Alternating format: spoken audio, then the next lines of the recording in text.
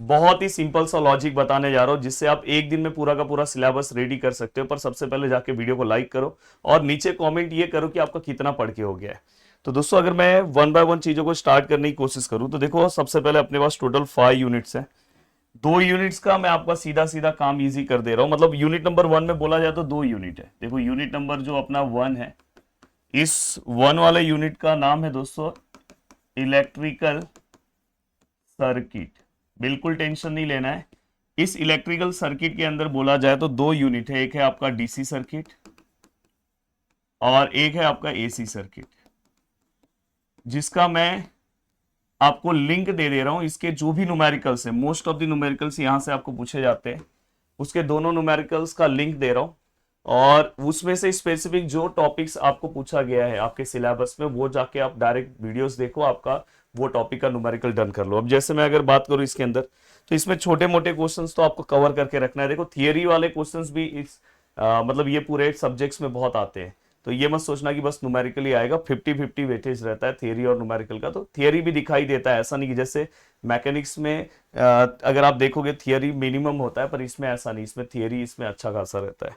तो यहाँ पे अगर मैं बात करूं दोस्तों, जैसे आपको स्टार्टिंग में ओहम्स लॉ के बारे में पता होना चाहिए, क्रिचॉफ्स लॉ पता होना चाहिए। बताते जा रहा हूं दोस्तों, प्लीज ध्यान से नोट डाउन करते जाना। और दोस्तों देखो प्रॉब्लम किसके ऊपर आपको आ सकता है, जैसे अगर मैं यहाँ पे बात करूं, ये सब वीडियोस में है, नोडल एनालिसिस।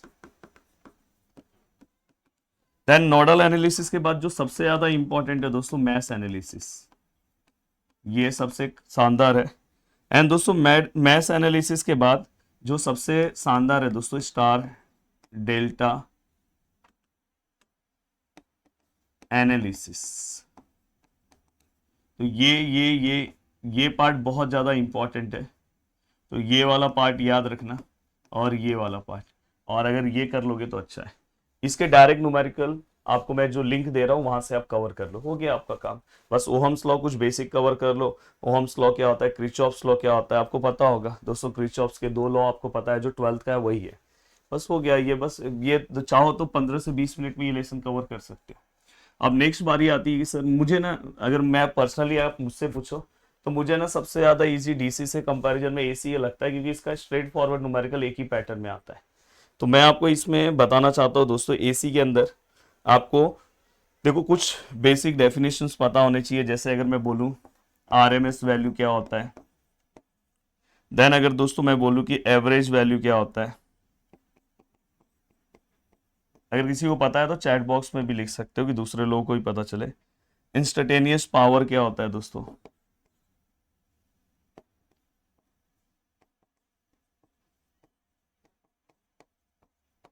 और दोस्तों 2 टर्म है, एक एक्टिव पावर और रिएक्टिव पावर क्या होता है। Active power and reactive power, ये सब बेसिक टर्म्स अगर आप कन्वर्ट कर लोगे तो भी आपका काम हो जाएगा। और साथ में एक और आता है दोस्तों, अपरेंट पावर। और देन दोस्तों इसके बाद आपको जो प्रॉब्लम आता है दोस्तों, वो आपको प्रॉब्लम इसके ऊपर आएगा आरएलसी सर्किट।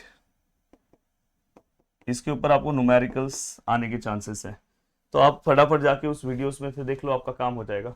और मोस्ट ऑफ द टाइम इसके ऊपर भी छोटे मोटे क्वेश्चंस आपको पूछे जा सकते हैं न्यूमेरिकल टाइम में, बट ये आपको पता होना चाहिए। डायरेक्ट फॉर्मूला अगर आपको पता है तो आप सॉल्व कर सकते हो, कोई दिक्कत नहीं आएगा। तो इस तरह से हमारा ये यूनिट नंबर फर्स्ट हो गया। अब मैं अगर यूनिट नंबर सेकंड की बात करूं, यूनिट नंबर सेकंड की बात करूं, तो यूनिट नंबर सेकंड का जो नाम है दोस्तों वो है इलेक्ट्रिकल मशीन। अब इलेक्ट्रिकल मशीन देखो, मैं आपको सबसे पहले सजेशन ये देना चाहता हूं कि आप नीचे के यूनिट्स को भी आप कवर कर सकते हो फटाफट। अब देखो कुछ क्वेश्चंस बता रहा हूं, प्लीज ध्यान से। जैसे यहाँ पे एक क्वेश्चन है दोस्तों, difference between generator and motor. पहला क्वेश्चन तो आपको ये कर लेना चाहिए। फिर इसके बाद दोस्तों ये डीसी मोटर का आपको कंस्ट्रक्शन वर्किंग कवर कर लेना चाहिए। उसके टाइप्स क्या हैं, कैरेक्टरिस्टिक्स क्या है। देखो डीसी मोटर मशीन है तो आपको डीसी मोटर का आपको यहाँ पे क्या कवर करना चाहिए दोस्तों। देखो यहाँ पे construction, principal, working, then types and some time characteristics भी पूछा जा सकता है। आप चाहिए तो आप चैट जीपीटी में डाल दो, आपको बहुत इजी लैंग्वेज में मिल जाएगा। हमेशा चैट जीपीटी डाउनलोड कर लो, ये सब चीज़ें ना आपको चैट जीपीटी से पढ़ो। नोट्स अगर आपके पास नहीं अवेलेबल है, डायरेक्टली लिखो difference between generator and motor in simple language, any 4 points, फट से आपको दे देगा। ये आपको इजी नहीं याद होता तो ये मेरा आप हेल्प लो। आप इंजीनियरिंग स्टूडेंट हो, थोड़ा सा नए टेक्नोलॉजी का यूज़ करो। मैं तो हमेशा ऐसा ही करता हूँ। मैं अगर समझो मुझे अगर बहुत सिंपल अगर चीज़ें देना है, प्रोवाइड करना, तो मैं इस तरह से कर लेता हूँ। तो जिससे जो चीज़ मैं आपको बता रहा हूँ कि आपको प्लीज़ करना चाहिए। एंड दोस्तों इसके बाद ये वाला हो गया, तो इसमें एक और सबसे भारी पार्ट है दोस्तों जो आपको कवर करना चाहिए, जो ऑलरेडी आपने 12th में कवर किया है, सब ट्रांसफॉर्मर। इसका भी सेम दोस्तों आपको कंस्ट्रक्शन एंड वर्किंग याद रखना है आपको। देन दोस्तों इसके बाद आपको यहाँ पे आपको यहाँ पे अगर आप देखोगे तो कुछ बेसिक डेफिनेशंस आपको कवर करना है। अब देखो कंस्ट्रक्शन ट्रांसफॉर्मर में कुछ बेसिक चीजें आपको पूछी जा सकती है। कंस्ट्रक्शन के अंदर आपको लॉसेस के बारे में पूछा जा सकता है। ये सब छोटी छोटी चीजें इंक्लूड होनी चाहिए पॉइंट। यहाँ पे दोस्तों आपको एफिशिएंसी पूछा जा सकता है। एंड दोस्तों इसके बाद यहाँ पे आपको रेगुलेशन पूछा जा सकता है। तो ये सब आप इससे रिलेटेड आप सर्च कर सकते हो। सिंगल फेज ट्रांसफार्मर, तो रेगुलेशन, ये सब टर्म्स आप कर सकते हो। और अगर ये सब अगर आपका हो गया तो आप working principle of induction motor करना है तो करो। पर सबसे पहले आप ये कर लो, अगर आपके पास टाइम है, देखो अगर टाइम है आपके पास तो आप 2-3 पॉइंट एटलीस्ट इसका देख लो, इंडक्शन मोटर का, अगर टाइम बचा है तो। अदरवाइज ये दोनों आपको सबसे पहले कवर करना चाहिए। और दोस्तों इसके बाद एक दो पॉइंट इसका भी आप देख लेना, बैक ईएमएफ क्या होता है एंड टॉर्क इक्वेशन क्या होता है। मैंने बोला ना गूगल पे सर्च करो फटफट, अगर आपके पास बुक नहीं है तो हो जाएगा, अगर बुक है तो फिर कोई दिक्कत नहीं। अब यहां तक का पार्ट होने के बाद दोस्तों मैं अगर आगे की ओर आता हूं तो दोस्तों नेक्स्ट है रेक्टिफायर्स एंड पावर सप्लाई। पर रेक्टिफायर्स एंड पावर सप्लाई, अब रेक्टिफायर एंड पावर सप्लाई की अगर मैं बात करूं तो देखो दोस्तों यहाँ पे 2-3 चीजें आपके लिए बहुत ज्यादा इंपॉर्टेंट है। एक जैसे पीएन जंक्शन डायोड का आपको वीआई कैरेक्टरिस्टिक पूछा जा सकता है, ये सब आप फटाफट कवर कर सकते हो। पीएन जंक्शन डायोड का आपको वीआई कैरेक्टरिस्टिक्स, उस एक्चुअली इस पे डायग्राम भी है, ये भी आपको कवर करना चाहिए। देन दोस्तों इसके बाद नेक्स्ट आपको जो कवर करना चाहिए दोस्तों वो है प्रिंसिपल ऑफ अवेंची ब्रेकडाउन, बहुत भारी नाम है। एंड दोस्तों इसके बाद आपको एक सबसे ज्यादा इंपॉर्टेंट पार्ट यहां पे है कि working of full wave rectifier, full wave bridge rectifier, ये आपने ऑलरेडी 12th में पढ़ा है। देखो 12th में आपने जो लास्ट का लेसन कवर किया है ना उसी से रिलेट करेगा। देन दोस्तों इसके बाद आपको एक और जो वर्किंग वाला पार्ट है दोस्तों, ये सब आप फटाफट, मैं बोल रहा हूँ चैट जीपीटी की हेल्प से कवर कर लो, कहीं से आपको भागने की जरूरत नहीं है। बस छोटे छोटे वीडियोस आप देख सकते हो, पर वीडियोस देखने से अच्छा है दोस्तों आप खुद से कवर करोगे। वर्किंग ऑफ जेना डायोड, और दोस्तों इसके बाद इसका एप्लीकेशन भी पूछा जाता है, its application as a voltage regulator, as a voltage regulator. तो ये याद रखना, थोड़ा सा स्पेलिंग देख लो दोस्तों। यहाँ पे ये वाला पार्ट हो गया।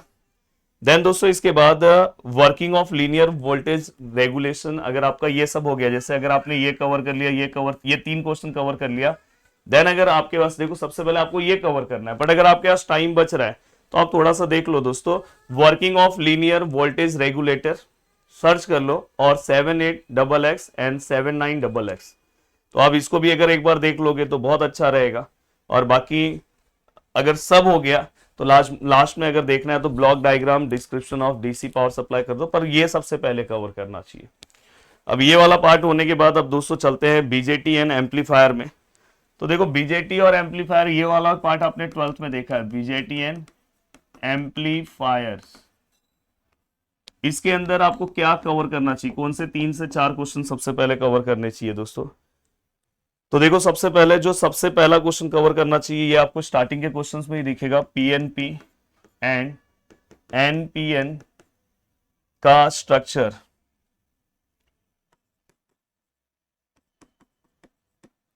एंड दोस्तों इसके बाद आपको बहुत बार रिलेशन पूछा जाता है दोस्तों, रिलेशन बिटवीन आपको सीई, सीबी और सीसी। अब दोस्तों इसके बाद आपको कुछ टेक्निक के बारे में, आपको थोड़ा बहुत इसके बारे में पता होना चाहिए। बाइस्टिंग टेक्निक, स्टेबिलिटी फैक्टर्स क्या होता है,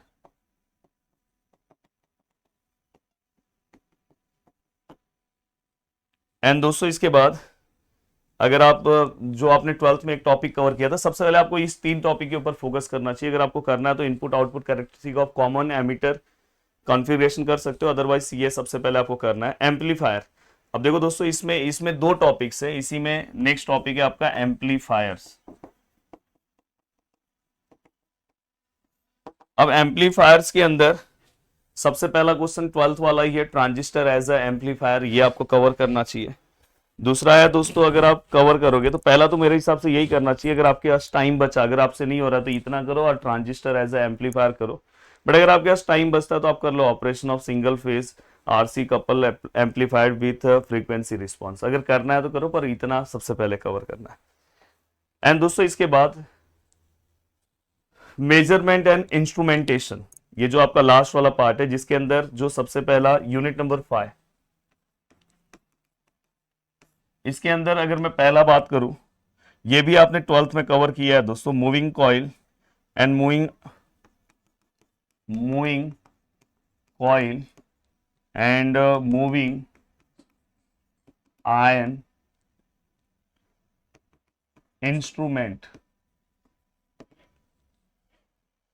ये आपको कवर करना है दोस्तों। इसका दोस्तों आपको वर्किंग प्रिंसिपल कवर करना है। और मैंने बोला कि ये सब चीजें आपको चैट जीपीटी पे फटफट, आप बाद में मुझे थैंक्स भी बोलोगे सर इतना जल्दी जल्दी कवर हो रहा है, और हर बच्चा फटाफट कवर कर सकता है। देन दोस्तों इसके बाद आपको नेक्स्ट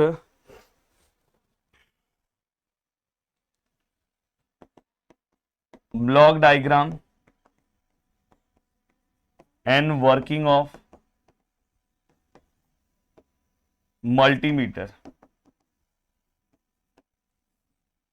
एंड दोस्तों इसके बाद आपको यहां पे ये वाला पार्ट आपने जैसे ही कवर कर दिया, देन दोस्तों इसके बाद आपको एम मीटर और वोल्ट मीटर के बारे में पता होना चाहिए, ammeter and voltmeter के बारे में पता होना चाहिए।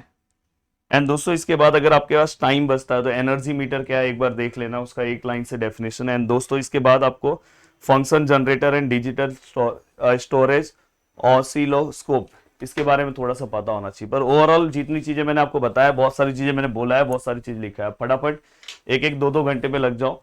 अगर आपसे पहला यूनिट देखो बहुत बड़ा है, अगर वो नहीं हो रहा है तो पहले आप नीचे के यूनिट्स कवर करने की कोशिश करो, जल्दी जल्दी कवर हो जाएगा। तो चलो बाय बाय, जय हिंद।